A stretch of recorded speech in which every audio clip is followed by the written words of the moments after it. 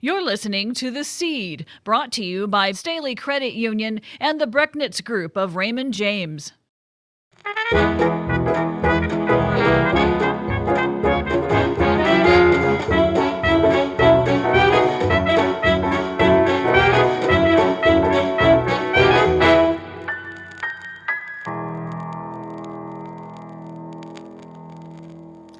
Welcome to The Seed. I'm Julie Staley over at Spencer Films, where we continue to work on our documentary Fields of Gold about the life of A.E. Staley. We have a lot of updates that we're going to give you throughout this podcast, and we're going to talk a little bit about some history that we didn't even include in the documentary because, we had a lot of stories to tell, not a whole lot of time to tell it, even though we are getting lengthy with the piece, but we definitely have stories that we're sharing here on our podcast. And to talk to me today about this journey through history is Lana Wildman. She's over at the Staley Museum working, excuse me, Lana, working now. And you used to work in our office here as our archivist, but now you're helping out at the museum. How are things going over there? Everything's going over there really well. Yes, I'm still astounded how much work they've done, considering how new the museum is. It's only about 5 years old or so. When I first learned about it, I thought it had been around for a long time, like A.E. Staley, but it hasn't. So yeah, the history's been there, but the museum is relatively new. And of course, with COVID in there, that kind of slowed everybody down. So it's like starting all over again. But yeah, you've been a great asset there as you were on our team here. But as we moved into post-production for the film, we knew that we could use your wonderful resources over there a lot more. For those of you who don't know Lana, and I know a lot of people know Lana, she has been our archivist, and really once we give you a project to do, you always seem to be able to dig into places that no one would have ever known about or found, and you really do come up with gold. You come up with something that's a real treasure practically every time. You do have a history in and experience in library science. I do. Yes, I sure do. I have actually a master's degree in library science from the University of Illinois in Champaign-Urbana. And I love books, and I love reading, and I love finding out things. And even as I was researching, I realized I went much deeper than you would ever put in the documentary. But I was always thinking about the museum. And I thought, as I go deeper and deeper, they could probably use some of this. So I kept going, sometimes for myself, but often I had in mind, what they would use. And it's actually turned out that way. Now that I'm working there, working with Erin, who's really good at making informative boards for the museum.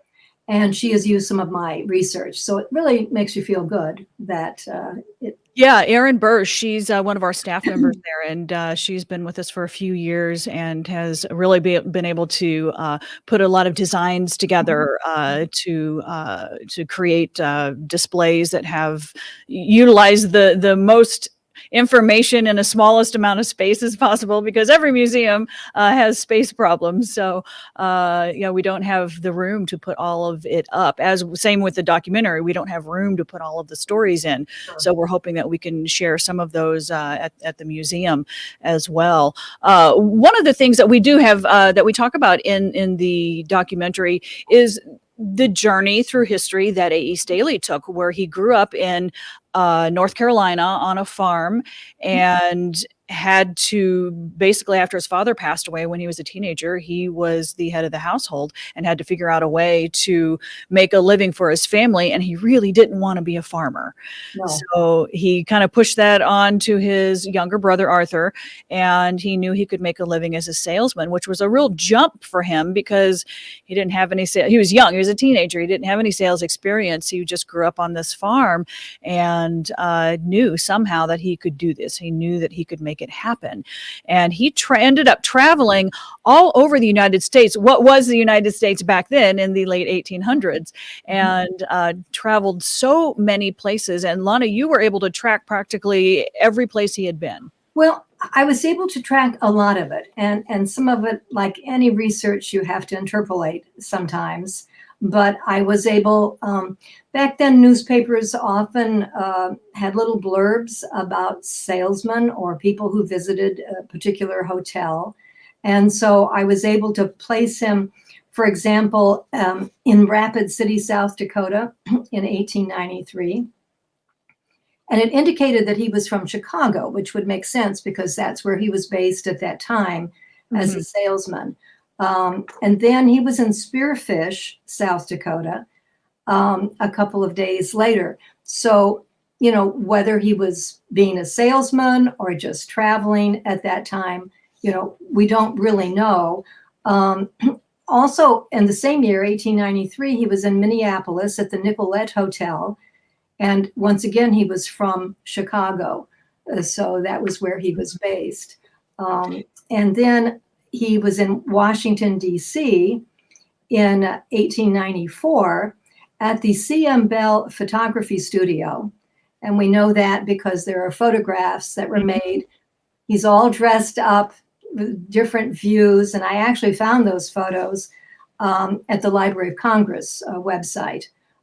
They were in the C.M. Bell Photography Studio collection, evidently had been given then to the Library of Congress. And so we know he was there in 1894, and he was there previously in 1891 to have photos taken. So we have photos of him, you know, as a younger man in 1891. And if you can subtract 67 from that, which would make him, what, 24, I guess, at that time. So it's nice to see him at different stages and to know, I mean, he's really dressed to the nines. So to know that he was at that point at 24 or so, 26, was doing well as a salesman. And talk about someone who was born into the wrong family, sort of, because they were farmers. Exactly. It had nothing to do with farming. Where did he get the idea of sales? You know, it's like nature and nurture. He had a lot of nature going on there because it was seemingly in him to do that.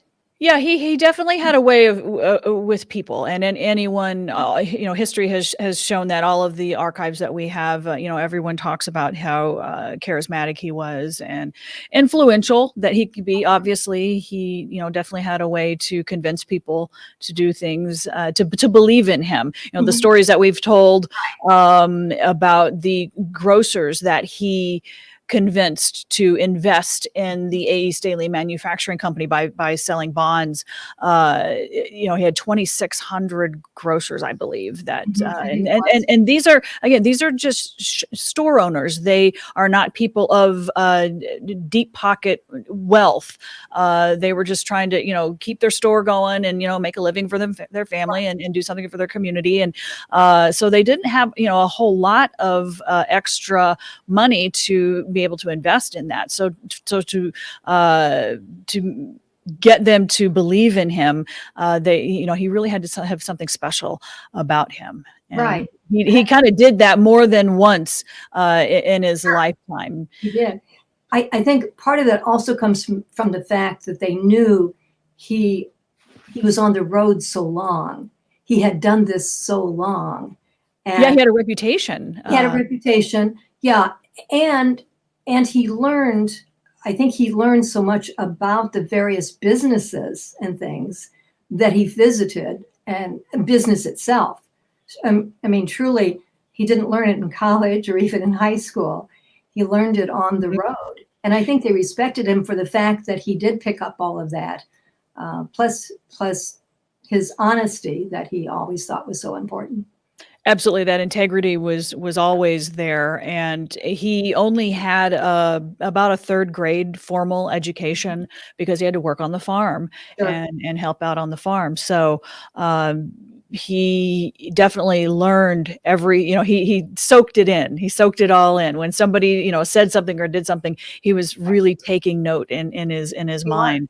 I can't imagine all the notes that he had in his head. We know that he wrote some of them down because we have a few of those. We do. So he did write things down, but I can't imagine what he carried around in his head. Maybe that's why he always had that hat. He had ideas in it. Yes, probably. If you looked inside, there were probably ideas written down. But you were mentioning for instance, you had evidence that he was in South Dakota, as far as South Dakota. I mean, you think back then in the late 1800s, how far that was from North Carolina, Mhm. and what he had to have gone through to get, that far, not just, physically traveling by train or stagecoach or whatever, but what he had to go through just through his career, the steps he had to make Sure. to get that far.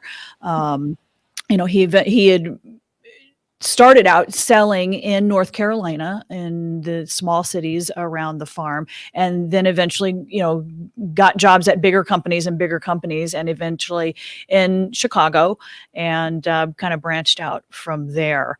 Are there other, I know we kind of have it mapped out all over the country. Are there other interesting places that you have thought were very noteworthy? Well, those are the ones that I can place him exactly. I know that there's some indication, I don't know, from letters that he left, that he went on the Northern Pacific Railroad, perhaps to Washington or Oregon or Mm-hmm. in that area. And I don't know, everyone seems to know because there are movies about the Golden Spike being hammered in. That was in 1883. So that would have been, he was only 16 at that time. That would have been too early for him to have gone on the first one. That was the one where the President Grant drove in that Golden Spike because they came from two different directions.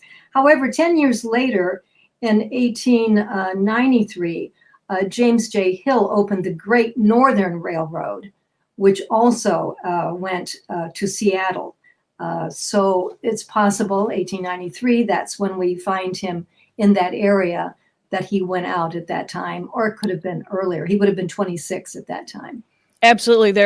We do have documentation that he was the first passenger, in the first group of passengers that traveled on a railroad that was built to go out west. And you're right. It could not have been 10 years earlier when he was 16. Right. So Right. it most likely would have been that. We can't confirm that 100%, but just the timeline works that's probably where he was at that time. So and so you think about, he went as far as Seattle. Mhm, I mean, mhm. in the 1890s, I mean, that's unbelievable. And I really, really, really was on the cutting edge, on the frontier of salesmanship and Mhm, mhm, bringing cornstarch and selling cornstarch mhm. to people and to stores. He really knew how to sell that and what people were looking for. And so that helped him when he started his own company. He knew what housewives were looking to buy Absolutely.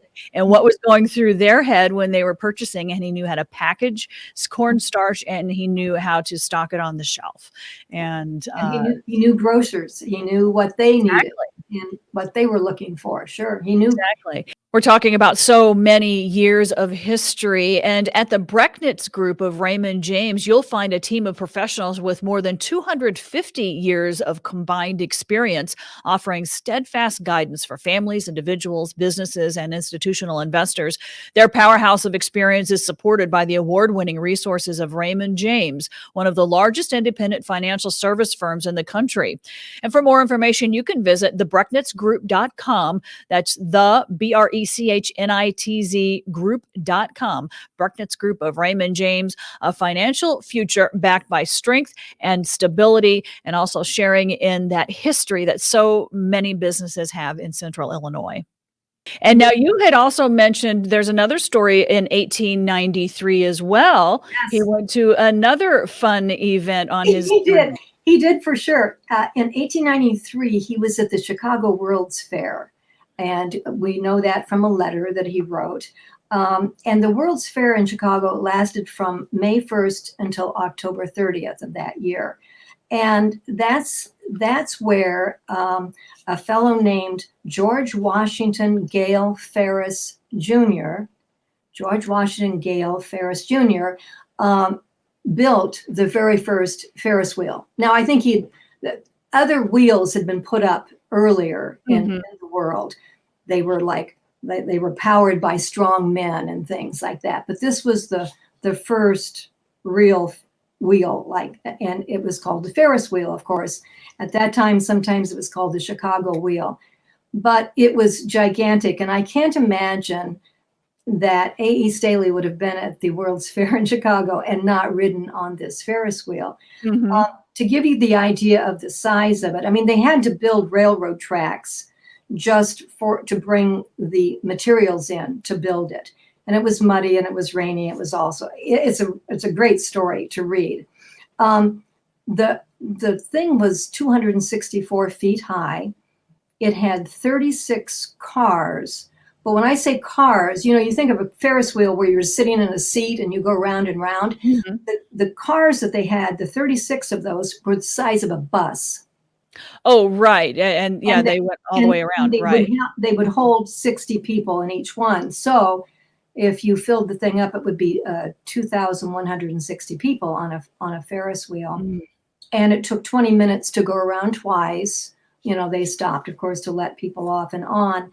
So what I found out was this Ferris wheel at the 1893 World's Fair in Chicago was then dismantled, and it was used in Chicago. It was put back together in Chicago for a while, but then it was dismantled and it was taken to St. Louis for the 1904 World's Fair. Mm-hmm. And from a newspaper blurb, I found out that Emma Staley and her children visited the 1904 World's Fair in St. Louis. So they could have ridden, I hope they rode, the same Ferris wheel that was at the Chicago World's Fair.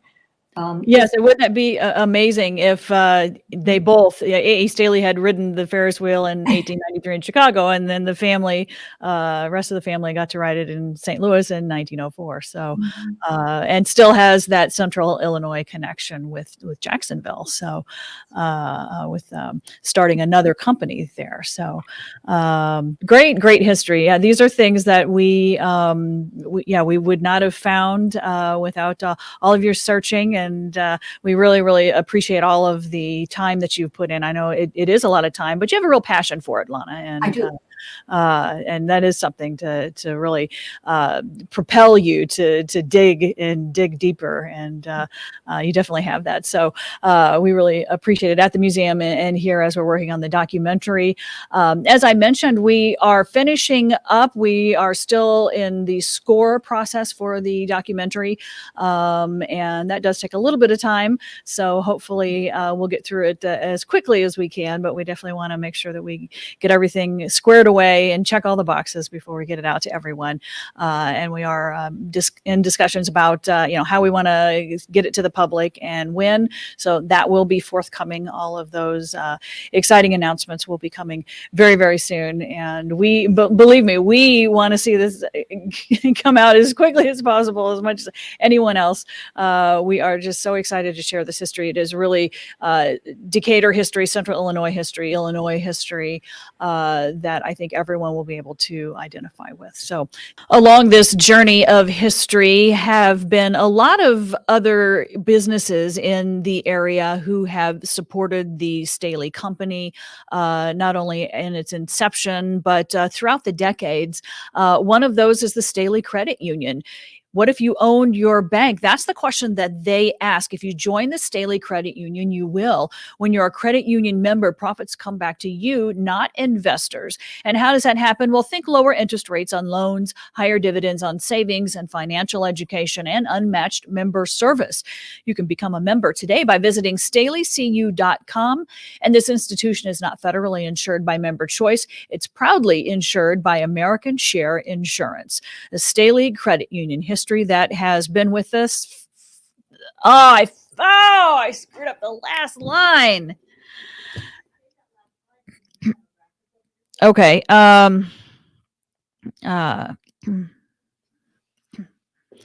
Staley Credit Union. Try that again. Staley Credit Union. It's been. I got to think exactly what I'm saying. I'm trying to say this on the fly.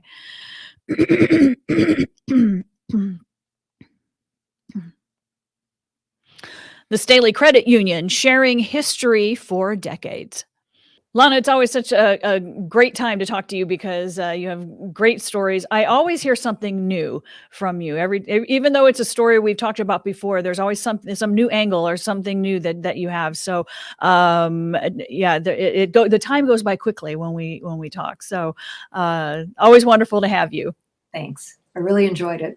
Yeah, well, we'll have you get back again soon with many more stories. So, more to come on that. Our next podcast will drop on October the 18th. So, we hope you will join us for that. Thanks again to our partners, the Herald and Review, First Mid Insurance Group, McGuire, Uhas, Huffman, Buckley, CPA, and our sponsors, Staley Credit Union and the Brucknitz Group of Raymond James. We are so appreciative of everyone not only supporting our podcast, but supporting Decatur and all of its rich history.